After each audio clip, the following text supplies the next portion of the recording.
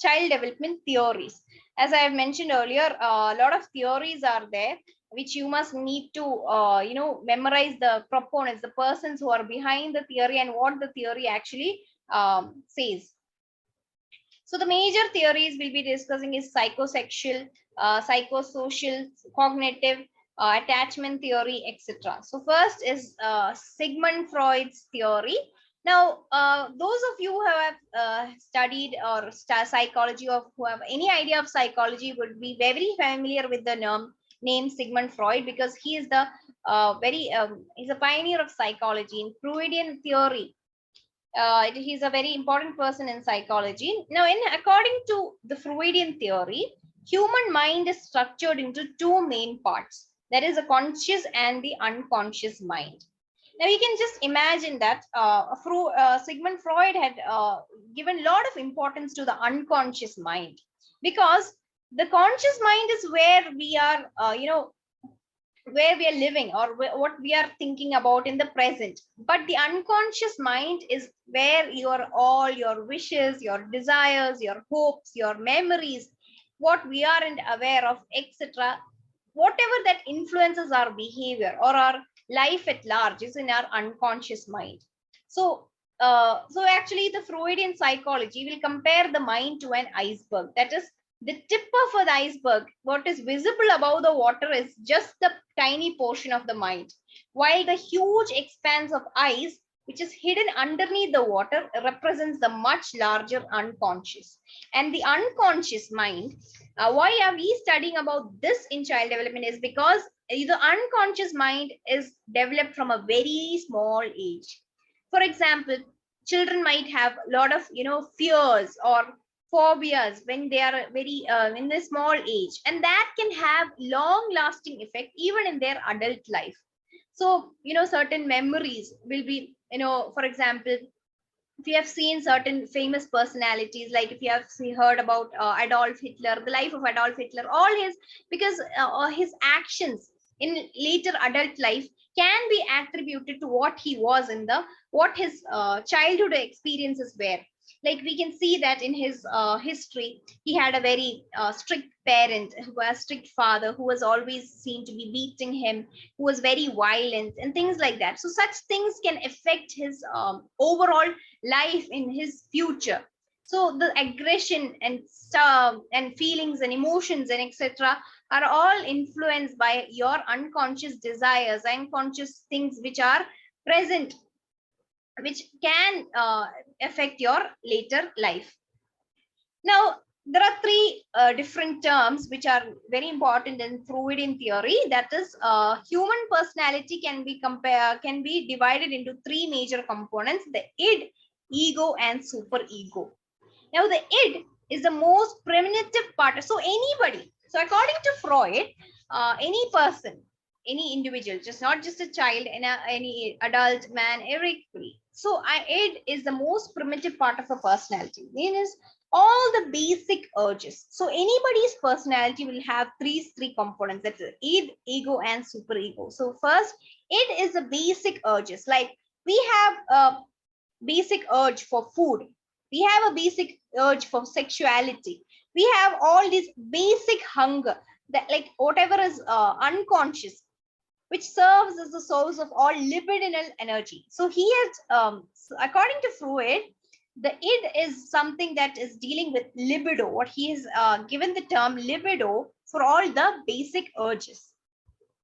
Now, the next one is ego. Now, ego is a component of personality that is charged with dealing with reality. Now, and helps ensure that the demands of the id are satisfied in ways that are realistic, safe, and socially acceptable. For example, if in an id mentality, what happens is, if a person has a strong sexual urge towards another woman or anybody, but the ego part of the mind will control it, will tell that, will try to satisfy the basic urge of it by dealing it in a very socially acceptable manner. For example, if a person feels like a strong urge for sexual desire towards a person, towards a co-worker, now naturally, because he has an ego part of his mind, the person will deal with it in a socially acceptable manner. So for that, the man will approach the woman in a, socially acceptable manner, means in the sense that he will initially, start to have a conversation, it start to have a, acquaintance with that woman, then start to, give the card, get the contact number, like that, it develops as a, in a very mild manner, or a not a very aggressive manner, in which he wants to do it in a very primitive manner. It can't be done like animals. Now, the next part is the super ego. Super ego is a part of the personality that holds all of the internalized morals and standards that we acquire from our parents, family, and society at large. So, super ego is all about our morality, our moral sense, our value system. Now, that is different from different people. Some people might feel that accepting or giving bribe is completely okay. It is a part of a system. Now, some people might feel that it is against his ethics or morals. So such things are the comes in super ego. That is a person's higher value system. So basically, the personality is divided into three components: id, ego, and superego. Here we must know that ego in Freudian theory is completely different from the ego in our layman's term. It is not that. It is about the dealing with reality, a personality component that deals with reality. Now, Freud's most common theory, a very famous theory, is the psychosexual theory. Now, Freudian theory suggests that as children develop, they progress through a series of psychosexual stages. Each stage, the libido's pleasure-seeking energy is focused on different parts of the body. Now, initially, what happens is, according to the psychosexual theory of Freud, the baby or an individual focuses his pleasure seeking energy or the libido. So pleasure seeking energy is also called as the libido in different parts. For example, in the initial stage, for example, in a baby, it is the first stage, that is the oral stage. The libidinal energies are focused on the mouth. The baby acquires satisfaction from mouth, stimulation of the mouth. That is when he is sucking the breast, when he is getting the milk. That is when the baby is feeling satisfied. The next stage is when anal stage. That is when the child grows a little. He is potty trained. He starts to eliminate. He starts having a potty trained, or he is having his control over bowel movements. That is when this libidinal energy are focused on the anus, or the that is the next stage. Now the third one is the libidinal energy are focused on the penis or the clitoris, that is in the sexual organs. The next stage is a period of calm in which libidinal energy or interest is present, but it is not outwardly there. Now, the last stage is the libidinal energies are focused on the genital organs. Now, we can see this in a table format. The first stage is the oral stage, is for a 0 to 1 year old child. Children derive pleasure from oral activities like sucking, tasting, etc. They love to put things in their mouth. Now, the next stage is the anal stage. The children start potty training. That is about 2 to 3 years old. Now, the next stage is phallic stage. 3 to 6 years old. Boys are more attached to their mother. Girls are more attached to their father. So, this is a stage when there is a stage, or there is a increased, attraction, the starting of attraction to the opposite sex. And after that, like after 6 years to puberty, the children are not very bothered about having to spend time with their mother or father or anything. They spend time more with their peers and same sex peers. So it is a latent stage. So there is not much of a showing of any sexual behaviors. Now the last stage, after from the starting of puberty, the individuals are extremely attracted to the opposite sex peers. So that is the genital stage. That is beyond puberty till a very a stage of adulthood or old age. It passes on to a old age. So this is the psychosexual theory by Sigmund Freud. You can see here the pictures are given. That is our oral stage is 0 to 2 years, and the anal then comes the phallic stage. The children learns to realize the difference between male and female. They become aware of the sexuality, the differences. That is, the mother is different, the father is different. I am a boy, I am a girl. Such things starts to develop when a boy, a girl, when a child is about 3 to 7 years old. Now after that, from 7 years old, the child will be more interested in playing with the friends and things like that. The sexual urges are relatively quiet. Now beyond the and as soon as the baby sorry, as soon as a child reaches puberty, again the sexual urges starts to come up. That is in adolescence, all the opposites act sex attractions and things like that starts to develop. So the successful completion of each stage leads to a healthy personality. So according to Freud, sometimes what happens is that you need to completely fulfill your urges at these particular time. For example, when you're in your oral stage, the baby, when you're in your when up to the age of 2, you should get complete satisfaction from your oral urges. Okay, that is, if you're a baby who is thumb sucking, the baby should be allowed to practice thumb sucking to the extent that it is completely satisfied. Okay, because according to Freud, if a conflict remains unresolved at any particular stage, the individual might remain fixated or stuck at that particular point of development. For example, if the baby who is not allowed to suck his thumb, or he's completely told to refrain from that habit or something like that, if or a baby is not getting enough breast milk, or he's not getting enough oral stimulation, what happens is that the person will develop an oral fixation. That is, he is stuck at that oral stage of development. Now, signs of an oral fixation might include excessive reliance on oral behavior like smoking, biting fingernails, or even eating. They derive pleasure from eating. They derive pleasure from biting fingernails, etc. That is, those people have not grown beyond that oral stage. That is what Freud was trying to convey. So he has actually tried to tell that smoking behavior such as smoking, biting fingernails, all have a base or a history of getting fixated at the oral stage at the babyhood. Okay, so that was about Freud, Sigmund Freud's psychosexual theory. So it is basically about sexual urges or libido. Now the next one is Erik Erikson's psychosocial stage theory.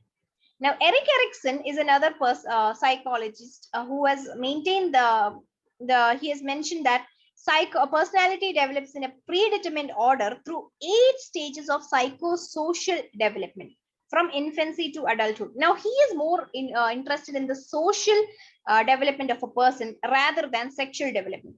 So, a person's Erik Erikson was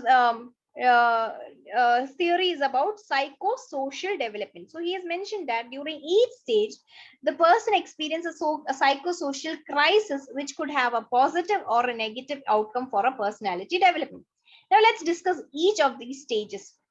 That is Erik Erikson's stage theory. So in about the it is about social contacts. Okay, the first stage is in infancy. It is about trust versus mistrust. So as far as a baby is concerned, an infant, a 1-year-old baby, he is having he either trusts, for example, a baby who is near her caregiver. He either trusts the caregiver or does not trust the caregiver. So according to so he forms social contacts with people around him based on trust or mistrust. That is, for example, if the mother, if he is near the mother, he will trust the people. If the for example, a stranger comes in to the room with the mother, the baby will start looking at the stranger. He will think that if this person is related to my mother, I can trust him. He will start thinking about, should I trust him, should I not trust him, such things. So that is what is in the first stage of infancy. Now, in the early childhood years, it is about autonomy versus shame. That is, autonomy means starting to have a personality of his own. That is, he will start doing things on his own. That is autonomy. Now, versus shame means starts to know about shame. That is, initially the baby will be aware of earlier days, the baby won't be having any feeling of shame, etc. Will be talking about anything and anything under anything and everything under the sun. But then during the first 2 years, 3 years, he'll be starting to know what is shame, and he will be more aware of what should be told, what should not be told, what he can express, what he should suppress, things like that. Now the third stage is play age. That is completely about initiative versus guilt. Now this stage is about the people start doing things on his own. He'll start taking initiative. There is maybe doing he can also be involved in a lot of mischief, things like that. So that time he comes across guilt, the feelings of guilt. So initiative versus guilt means he starts to do things what he wants to do, he starts exploring things, and then he might feel guilty if he has done mistakes, etc. Now the next stage is the school age, that is industry versus inferiority. Now this stage is about competence. He starts to know what he's good at, what he's which games he's good at, what good what he's capable of, or things like that.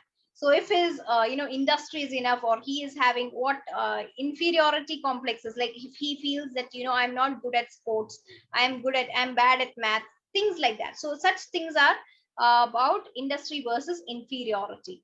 Now the next stage is the adolescence, where the person starts to feel the sense of identity versus confusion. Now this is a very complex stage of life, when then the person or an adolescent starts having an identity for himself. He develops an identity. Who am I?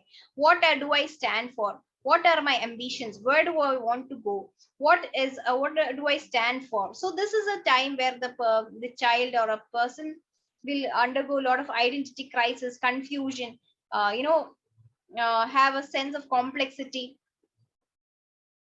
then about his has different aspirations and things like that. Now after this is an age of 20 to 25.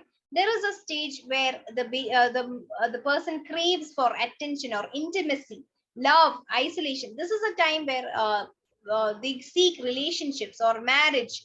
They want tenderness or love from or care from the loved ones. They want a this is a time when they go for a settled relationship, etc. Now the next stage is adulthood, where there is generativity versus stagnation. That is, you wish to have something generate, like you want to generate something. Like this is a time for your income, occupational activities, and things like that. You either be very proactive, um, and also, or else you will be stagnation. Means stagnation means doing nothing productive, etc. Now this is also a time for care. You're actually caring for others, you show concern, empathy, etc. for others. So such things are also there, very important in this age. Now next, the last final stage is the old age, wherein you undergo integrity versus despair. That is, it's just time where a person becomes wise. Wisdom is the main virtue after he has a lot of life experience, and based on these life experiences, the person becomes, they have a particular identity of himself. It's either they live, they have some productivity, or they have a good life together. They have a satisfaction that they have lived a good life, or they'll have a despair, a sense of despair that, oh, my life is all wasted, I don't have anybody to care for me, and things like that. So this is that is called as integrity versus despair, and the main virtue here is wisdom. So that is about the psychosocial theory of Erik Erikson. These are the different stages. Now coming to the Piaget's stage of cognitive development. Cognitive means it is all about brain development.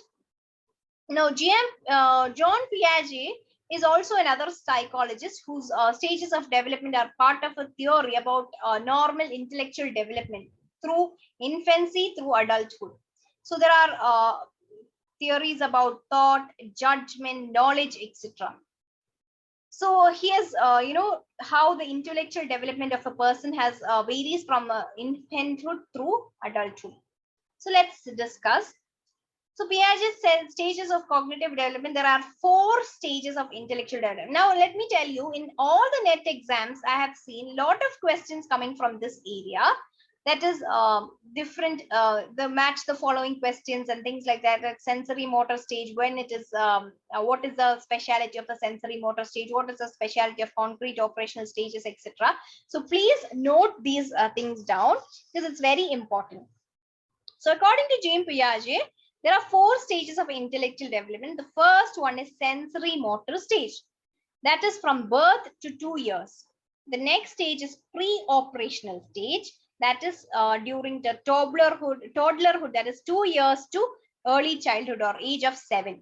Now the next stage is concrete operational stage, that is age 7 to 11 years old, and after that is the formal operational thought or formal operational stage, that is adolescence through adulthood. So we'll be discussing each of these stages. The first is sensory motor stage, that is from birth to 2 years. Just like the name suggests, sensory motor. Sensory motor is from the baby, or a baby who is only 1 to 2 years old. He will be having only thoughts. I mean, he will be having only sense.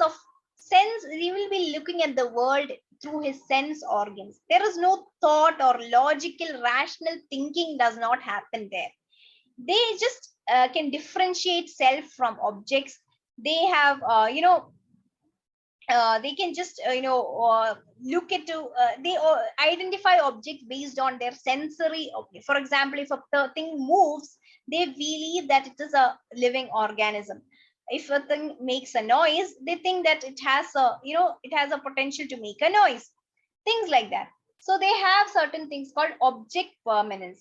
Like object permanence is a very important term you need to know. Object permanence is when a baby starts to realize that a thing will continue to exist even when it is no longer present in the sense. For example, if you are keeping a toy in front of a baby, initially the baby will be focusing on his senses. That is, the baby sees the toy and he knows that it is there. But after some time, after the year, like 1 year, 1.5, 2 years, the baby will develop something called as object permanence, which means that the baby will learn that the toy is present even when it is not visible. That is, there is a toy.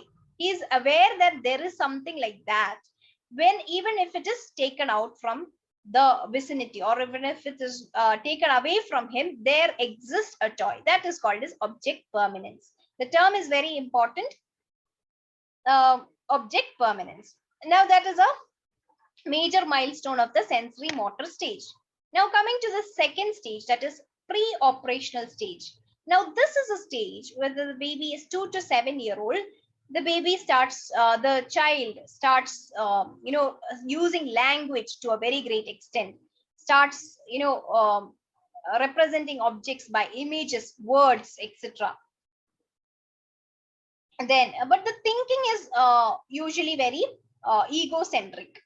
That is, they cannot take the viewpoint of others or anything. They can only look into the world as from their own viewpoint. They cannot have a very logical thought or things like that. They can classify object based on single features. For example, if all blocks are all red color, they can group them all as red blocks. Then some of them will be in different shape, for example, or the squares blocks can be grouped together, such things. So they will be preoccupied with any one feature. The next stage of a child's cognitive development is concrete operational stage. That is from a period of 7 years to 11 years. That is, the child is he's in the first standard or thing and he's not yet an adolescent. So he starts to think logically about objects, events, starts getting serious about things. Now there are certain terms over here. There is achieved conservation of number, mass, weight. Conservation is a concept wherein a child learns that if you take a glass of water, even and you try to pour it into another glass of another shape or another size, the amount of water, the volume of water remains the same. Okay, that is the concept of conservation. Now little kids, like in the kids in the pre-operational stage, if they think, if you are giving showing them 200 ml of water in two different shaped glasses, they might not be able to understand that this it is the same amount of water that is being poured in two different sizes of glasses. But a concrete operational child will be able to understand that it is the same amount of the water. The level amount of water in volume does not change with the change in shape or size of a container. That is called as a conservation. The concept of conservation, it can be of number, mass, weight, etc. For example, if in the case of number, they say that when you are keeping placing number of sticks on one type of a container, and then you're changing that container, and you're changing that sticks and keeping them in a box, the number of the sticks will remain the same even though it is a different shaped container or a different colored container. So that is the concept of conservation. So this can apply to mass, weight, etc. Then in this stage, the children are also able to classify object according to several features. They can order them in series. For example, they know how to place certain things in the increasing order or decreasing order. They know how it is. You can classify various objects based on different features, like they learn what are wild animals, what are the characteristics of wild animals, among domestic animals, which can be taken, which all animals can be used for milk production, which can be used for egg. So based on different features, they are able to classify objects and things like that. So that is the concrete operational stage. Even in this stages, they can have a limited logical thinking. Okay, but it's not completely logical.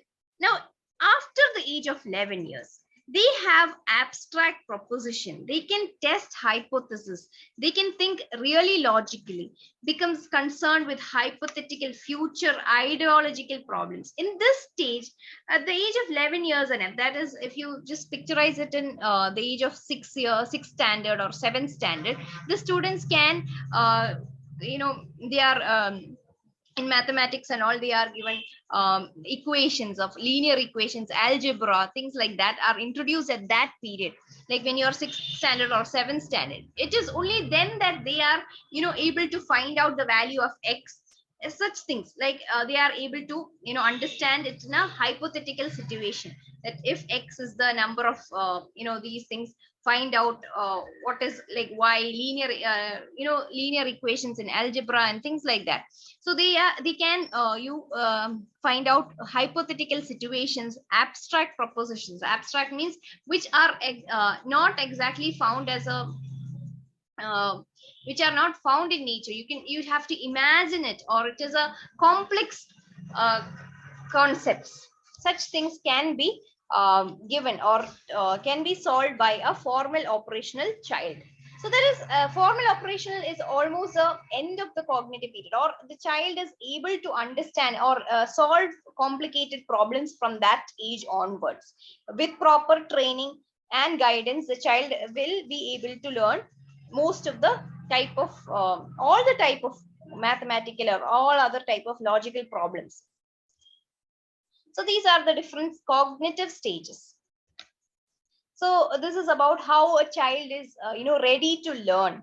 So in the time of birth to 2 years, it is about senses. They are learning, or from their environment, how they are seeing things, how they are looking, how they are hearing it, how they feel things.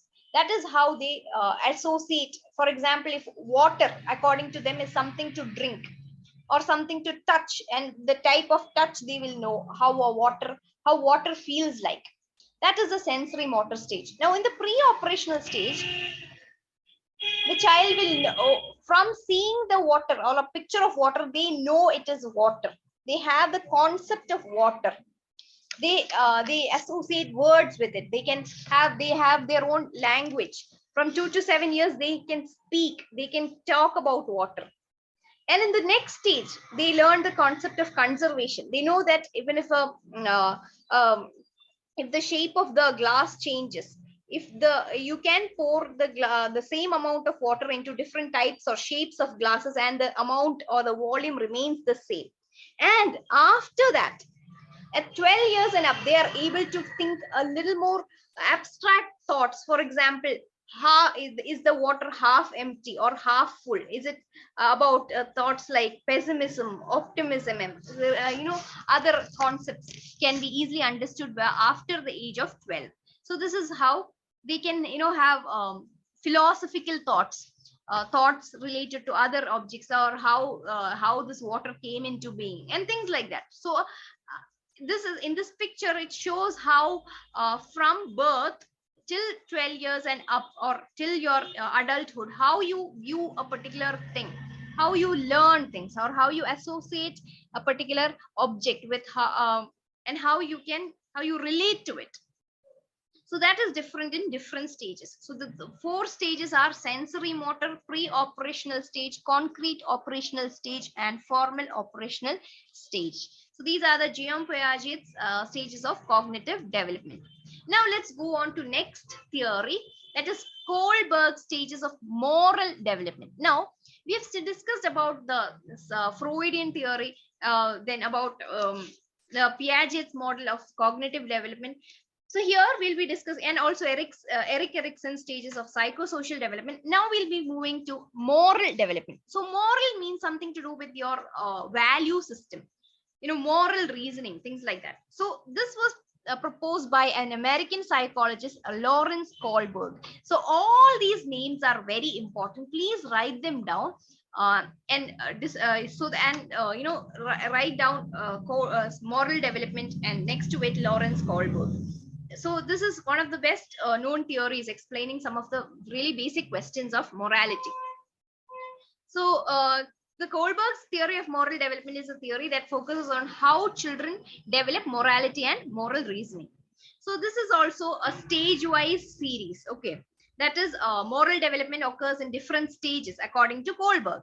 Now let's see the different stages. Now each the 6 stages can be broadly placed as 3 levels. That is, the first level is pre-conventional morality, the second level is conventional morality, and the third level is post-conventional morality.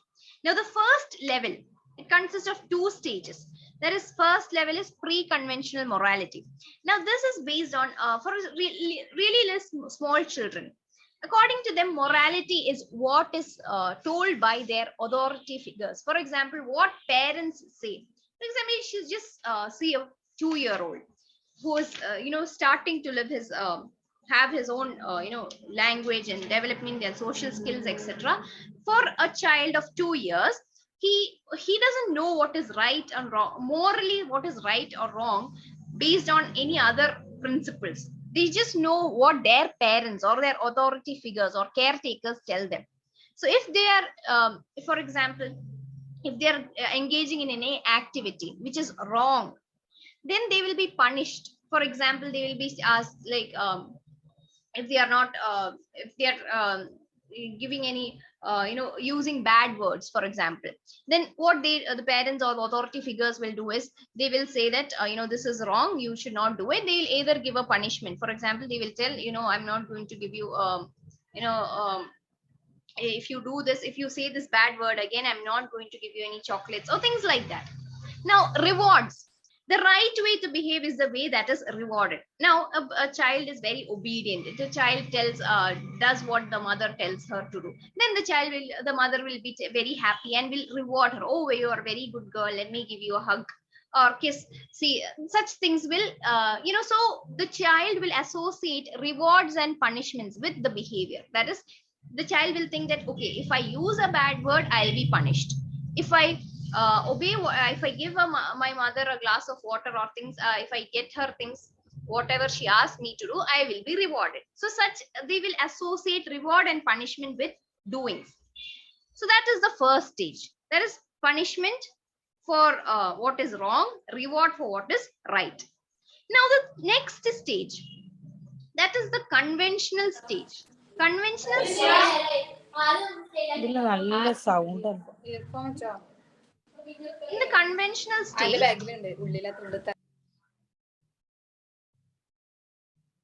In the conventional status, it's not just the authority figures.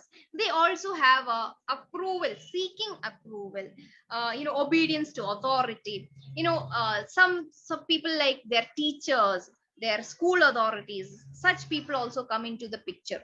Then what happens is that they try to seek their approval. For example, they start doing behavior for to seek the approval of their teachers. For example, they start being very regular to school, they do extra homework and things like that, so that they feel that and also they are conscious of the rules. They are whatever the teacher says is the best, the most authoritative statement according for those children. We can see, like, in the children of first standard or second standard, they will be very conscious about it. They will be very worried about their teacher's approval. They'll be like, oh, my teacher told this, so I have to do this because my teacher told this. So such things. So obedience to authority is very important. So importance of doing one's duty and also behaving in a ways that conform to good behavior. They want to be in the good books of all the people. Now, the next stage is the level 3 is a post-conventional morality. In the post-conventional morality, they have abstract notions of justice. That is, it's not just about approval of people or approval of any authoritative figures, but it is also the feeling of justice, or legally what is right, what is morally right, recognition of rules. And some rules might, for example, in this stage, you can come to know that some rules can also be broken. For example, a person who is at the age of after the age of adolescence and in young adulthood, they know that this is the way it is going. I should be bribing this person, then only I'll get this job. Such things, that not all rules are to be followed. Such the morality, the changes in justice or abstract notions of justice, rights of others, etc. Then certain um, uh, going against certain rules or roles according to their situations. Then there is individual principles of conscience. What I will do, what I feel is right, what my mind says is right, or my conscience says is right. That is taking account of likely views of everyone who is affected by a moral decision. So they have developed a sense of conscience. So it is not just based on a rule or an authority or some teacher or any authoritative figure, but they will likely to be following their own conscience. They have a sense of, they will develop a sense of conscience. That is the ultimate stage of moral development. That is when you are your master, you have your own conscience by which you have your own set of rules which you follow.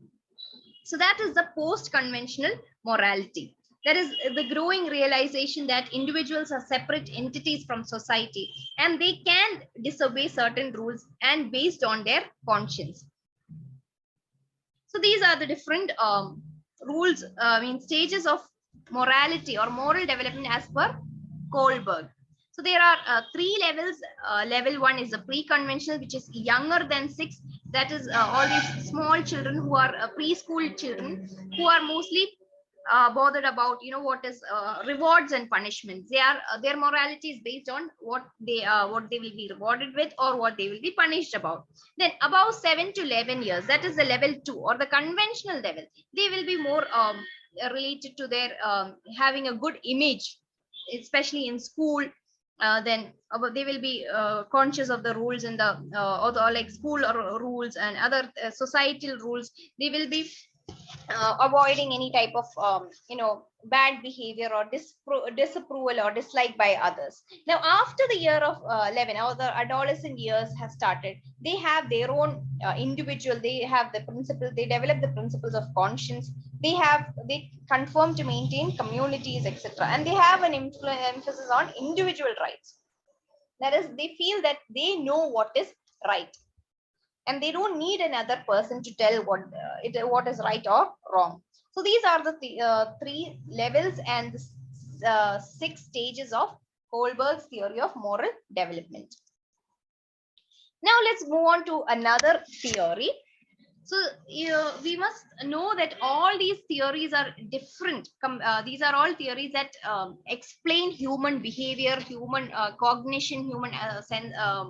senses, etc. So these are different theories that you need to know the names, the proponents, who is behind it, etc. So here we see attachment theory is focused on social relationships, just like Erik Erikson's relationship, psychosocial development. Here attachment theory is just between just about relationship and bond between people. So here British psychologist John Bowlby was the first attachment theorist who describes attachment as a lasting psychological connectedness between human beings. So Bowlby was interested in understanding that separation anxiety and distress that children experience when separated from their primary caregivers. So according to this theory, in the formative years of a child, a caretaker or who's especially a parent, a mother, need to be there, should be available for an infant so that all their needs of security are fulfilled. The infant knows that the caregiver is dependable, which creates a very secure base for a child to then explore the world. Because at the very small age itself, a child will depend on a caregiver who has to create a very secure base for a child to explore the world.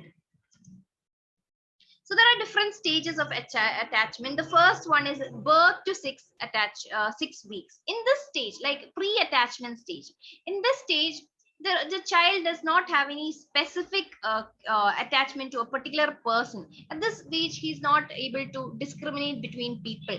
He just knows, he starts just using the sense organs. He's not attached to a particular person.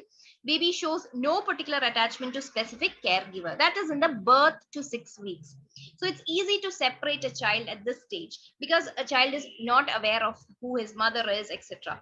Now at the next stage, that is 6 weeks to 7 months, infants begin to show preference for primary and secondary caregivers. Mostly it is the father and the mother. At this time, about 6 weeks to 7 months, they have a preference over their, they will prefer their mom, their father, etc. Now, after the age of 7 months, they show great, strong attachment. They show extreme attachment to a particular person. It might be the mother or it might be a caretaker, whoever it is. At the age of 7 months to 10 months, it is a age in which they show extreme attachment. They feel a lot of fear and sadness when the mother leaves them. They'll cry a lot, etc. So the caregiver is everything for them. So this is a period when a child needs to have a lot of attachment to this. So that is the age between 7 to 10 months. Now after that, after the age of 1 year or 10 months, what happens is the child starts attaching themselves to other people also. They grow bonds with other caregivers, like the grandparents, that whoever, their uncles, their aunts, their sisters or siblings, etc. So after this stage, the attachment is more generalized. So it is multiple. This child will learn to attach themselves or form a secure bond with other people also.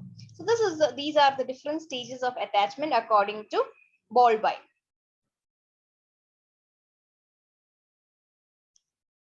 So this is the attachment theory. This is also about social relationships. It mostly deals with very small children. That is like babies to above the age of up to the age of 1 year old. So this is the stages of attachment. Now, the next theory that we are going to study is the theory of learning. This next we are going to study about behavioral studies or learning theories. So there are three different theories. The first one is Thorndike's theory of learning. So Edward Lee Thorndike, he was an American psychologist who developed this theory. Okay, theory of learning. So Thorndike was a pioneer not only in behaviorism and in study learning, but also using animals in psychology experiments. So based on Thorndike's experiments, there have been a lot of theories that developed in the later years. So Thorndike has lived till 1949, and then during his lifetime, he has developed this theory of learning. Now he has introduced certain terms. That is, the first term is connectionism. Okay. So Thorndike's theory of learning is based on connectionism. So please note down this term, connectionism. connectionism. Okay, so connectionism is a learning theory which is based on the concepts of bonds formed between a stimulus and a response. So the natural connection between situations and responses are formed and strengthened. Okay, what is a stimulus? Stimulus is anything that stimulates an action from us. That is a stimulus. For example, you must have studied in small classes about yesterday we had discussed about reflexes, right? In babies we have studied about reflexes. That is when you are reflex is a voluntary involuntary action in which, for example, when you're touching a hot object, you move your hand away. So there, in that example, the stimulus is that hot iron box or a hot object. Okay, that will elicit a response. A response in that case is our hand moving away. That is a response. The stimulus is whatever elicits that response. Okay, whatever is presented is called as a stimulus.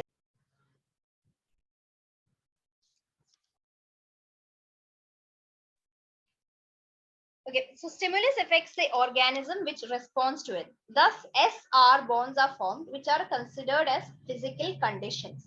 Okay, so situations and responses, or stimulus and response. So the connectionism or the learning theory is based on the bonds formed between the stimulus and response.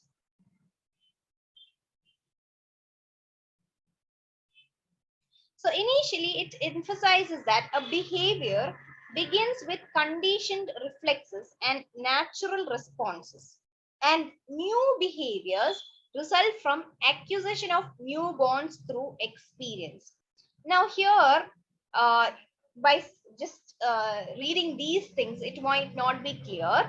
Now, there are three theories of learning. Okay, based on that, you'll understand what are conditioned reflexes, what are natural responses, new behavior, etc. So these might sound very new or alien to you, but the laws of when we discuss about the different laws of learning, we will learn it, we will understand this in detail. The first one is there are three laws. Okay, so Thorndike presented the theory on laws of learning on the basis of his belief in connectionism. Now, he first presented his theory in his book Animal Learning, published in 1898, and there are three major laws. First is law of exercise, law of readiness, and law of effect. Okay, so the first one is law of exercise. So you have to, first thing that you have to understand is it is a theory of learning. That is when what is affecting a person's learning. Okay, so this law of exercise has based on the law of use and disuse. So the law of use states that when a modifiable connection is made between a situation and a response, that connection strength is being increased. Then similarly, it means that,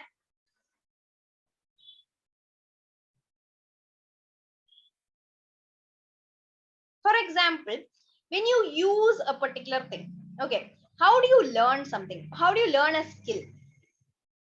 When do you, for example, if you want to learn a new musical instrument, you are learning piano, how do you learn it? That is, you have to do it by exercise. That is,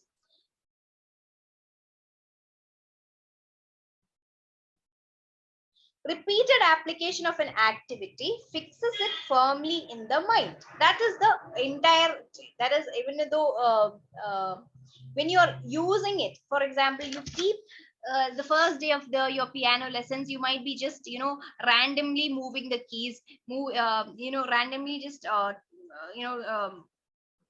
trying to do just moving your fingers on the piano keys, and then after that you will learn, you will have a teacher who's going to tell you these are the different keys for these different notes and things like that. So the repeated application of an activity fixes it firmly in the mind, while on the other hand the relationship is weakened through continuous disuse. So drill and practice help in increasing efficiency and durability of learning. So very simply talking about the law of exercise, it means that you continuously do an exercise or you continuously do something and you learn it.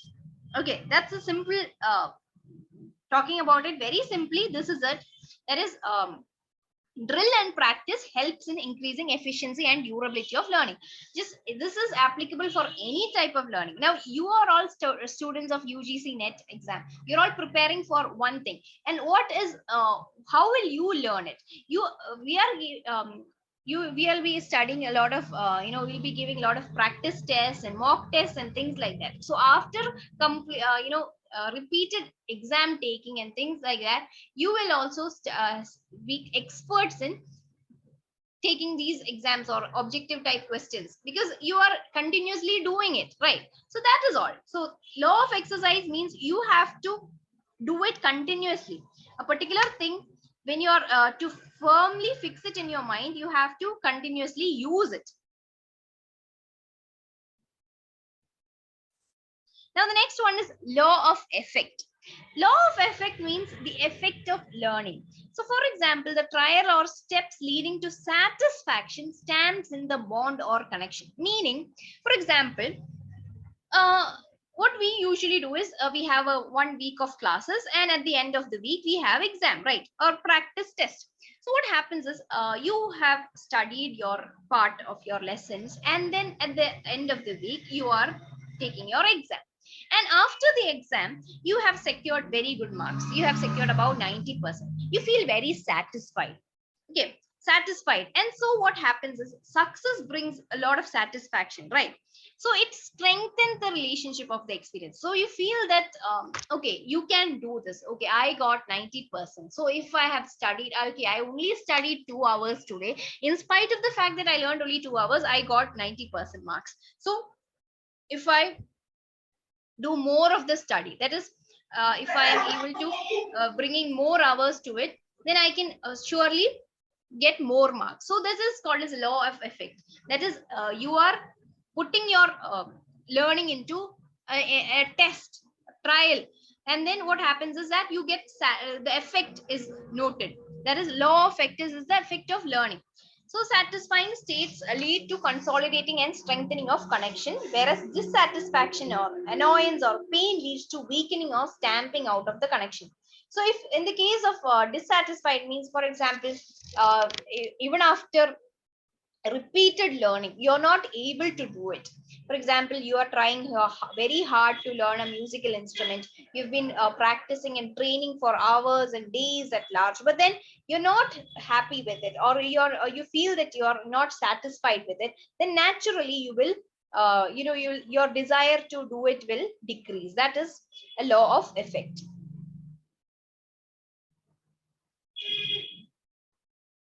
The next is law of readiness. I think I have missed out. This slide is okay. So law of readiness is very simple. Law of readiness states that anything should be taught to a person who is ready to learn. Okay, somebody who is ready to learn will be able to pick it up or learn it faster than a person who is not ready to learn. So ready to learn means, for example, you all have come here with a lot of purpose, right?